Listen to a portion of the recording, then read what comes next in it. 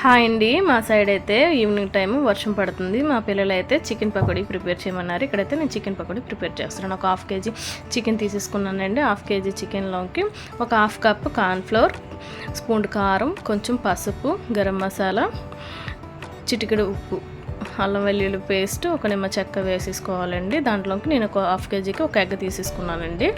మొత్తం మిక్స్ చేసుకోవాలి. మనకు టైం ఉంటే ఫ్రిడ్జ్లో పెట్టించుకోవచ్చు, లేదంటే మనం వెంటనే చేసుకుంటున్నానండి. ఇవ్వండి, ఇక్కడ డీప్ ఫ్రైకి ఆయిల్ పెట్టించుకున్నాను. దాంట్లో అయితే వేసేసుకున్న దాంట్లో బాగా ఫ్రై చేసుకోవాలండి. మేము బోన్తోనే చికెన్ తెచ్చేసుకున్నాము.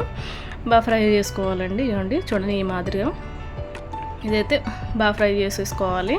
చూడండి, ఇక్కడైతే బాగా ఫ్రై అయిపోయండి. తీసేస్తున్నాను, మళ్ళీ వేస్తున్నాను. చూడండి, ఇలాగైతే వేసేసుకోవాలి.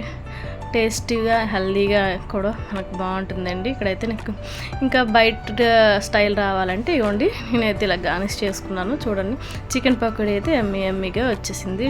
నచ్చితే లైక్ చేయండి, షేర్ చేయండి, సబ్స్క్రైబ్ చేసుకోండి. Bye friends.